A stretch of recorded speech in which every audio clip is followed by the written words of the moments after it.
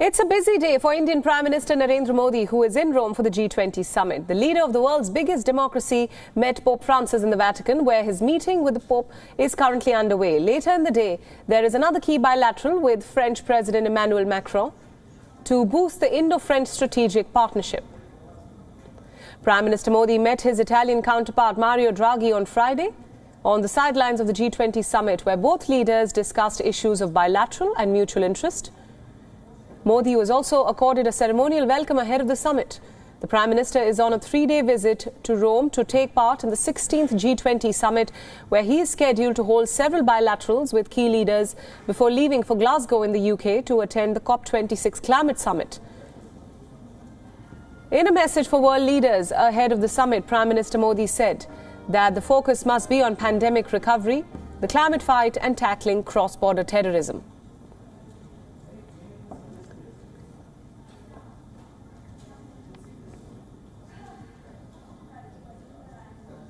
Joining us now for more details about Indian Prime Minister Narendra Modi's visit to Rome is our principal diplomatic correspondent Siddhant Sibal, who joins us from Rome. Siddhant, thanks for joining us at this hour. Now let's talk about the Indian Prime Minister's meeting with the Pope at G20, a highly symbolic one at a global stage, that too. Tell us about the significance of the same and what, according to you, were the issues discussed. Well, Priyanka, right now I'm standing at the border of Vatican and Rome because you can't keep your camera inside Vatican. It is a country in itself, the smallest country we know. And we know that the Indian Prime Minister inside the Vatican meeting the Pope.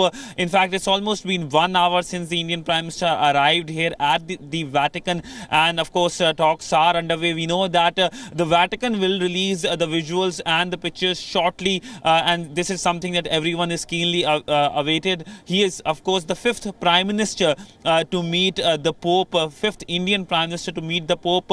Yesterday, the Indian Foreign Secretary Harsh Shringla did a briefing here in Rome, and he said that basically there is no set agenda when it comes to the talks between the Indian Prime Minister and the Pope, but one thing the focus will be is on how both the Indian side and of course the Vatican will be focusing on issues of course global concerns. COVID, of course, is something that has been part of the conversation. The Indian Prime Minister, of course, is the third head of government or state who is here to meet the Pope.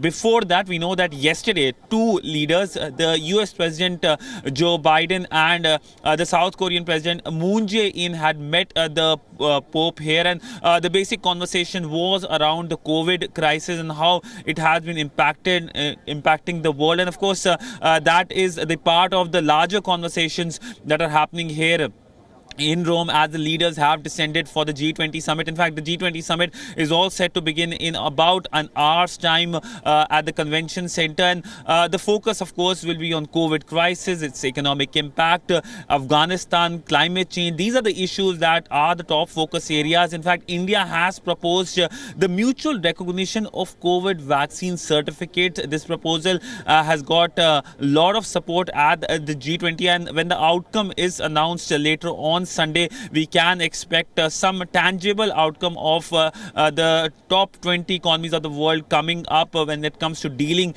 with the COVID crisis. G20, of course, primarily has been an economic grouping emerged out of the 2008 financial crisis, and it has been meeting annually discussing global economic issues, but increasingly it has been taking political roles as well. Last year, at the request of India, we know that Saudi Arabia, which was the host, had two emergency meetings on COVID crisis, and decisive actions were taken. And earlier this month, there was a meeting on Afghanistan.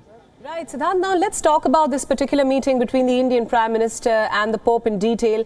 How is this meeting being viewed by the people of India, specifically the Christian community, as well as the Indian diaspora in Italy? Christians, of course, are the third largest religious community in India. Well, there's a lot of enthusiasm about this meeting. He, of course, is the fifth Prime Minister to meet the Pope, and the visuals will be something that everyone is keenly awaiting. Of course, it has a lot of impact when it comes to states like Kerala and, of course, Goa. And there's a lot of community here who are right now focusing on and hoping to get the visuals soon of the Indian Prime Minister meeting the Pope. But largely, it is the outcomes which everyone is keenly awaiting. What conversation both the leaders have in the past. We know that there have been conversations. The first Indian Prime Minister to meet the Pope was Jawaharlal Nehru, and then of course Indira Gandhi, I.K. Gujral, Atal Bihari Vajpayee. These were the leaders who have met the Pope, and essentially there have been visits by Pope as well in the past. Previous popes have visited India as well. Largely it is a pretty the optics of the visuals are something that are keenly awaited when it comes to the Indians who are keenly awaiting this meeting, the outcomes of this meeting.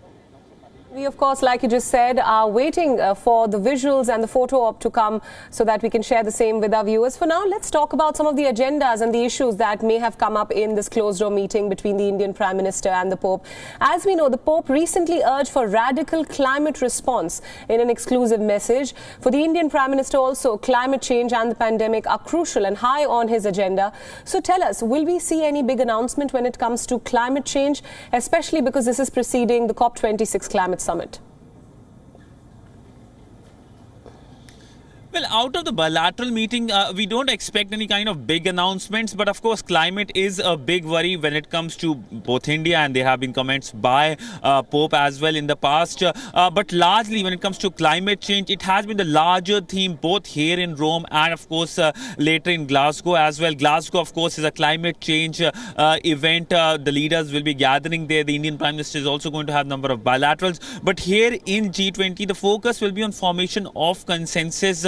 India, of course, is going to highlight what it has been doing when it comes to dealing with the climate crisis, whether it is renewable energy targets, whether it is the International Solar Alliance, something that has garnered international support. It is basically the use of solar energy for clean energy, and the latest entrant was Israel. So India is going to strongly talk about that. In fact, yesterday when the Indian Sherpa to G20, Piyush Goyal, spoke to WION, he specifically pointed out to the leadership role India has been taking when it comes to the issue of climate change. Right, Siddhant, wrapping up our discussion here, let's talk about another important bilateral coming up later in the day. That is the Indian Prime Minister's meeting with the French President Macron to boost French and Indian ties. Tell us a little bit about what are the expectations from that meeting. Well, it's a pretty significant meeting in terms of the relationship between India and France. And this is the first in-person meeting between both the leaders since the AUKUS Pact. And AUKUS Pact literally had divided the Western world. And two of India's close allies, the Australians and the French, were, of course, miffed with each other. India, of course, will be keen to see a patch-up between Paris and Canberra, because that helps India. There is, in fact, a trilateral as well between France, Australia and India, and the trilateral was in fact expected to meet on the sidelines of the G20, but that could not happen. Primary reason, of course, is what has happened between Australia and France. But largely, there has been a lot of exchanges between the two sides. Last month, the Indian Prime Minister and the French President Macron spoke. Defense forms a main pillar of this relationship. But Indian Prime Minister is going to have almost 20 bilaterals, and many of them is with the European leaders. He met with the Italian Prime Minister Mario Draghi yesterday. He is going to meet the outgoing Chancellor of Germany, Angela Merkel, tomorrow, and that will be another significant meeting, given that this will be the last meeting between the two in Angela Merkel's current capacity as a Chancellor. She was literally the face of Europe for last 15 years. She was the Chancellor. She came into power in 2005, and since then she has been the Chancellor and someone who has literally driven the European agenda for last 1 decade. Right, Siddhant Sibal, thank you so much for all those inputs, and thank you for joining us from Rome. We'll of course come back to you for more updates once the summit gets underway.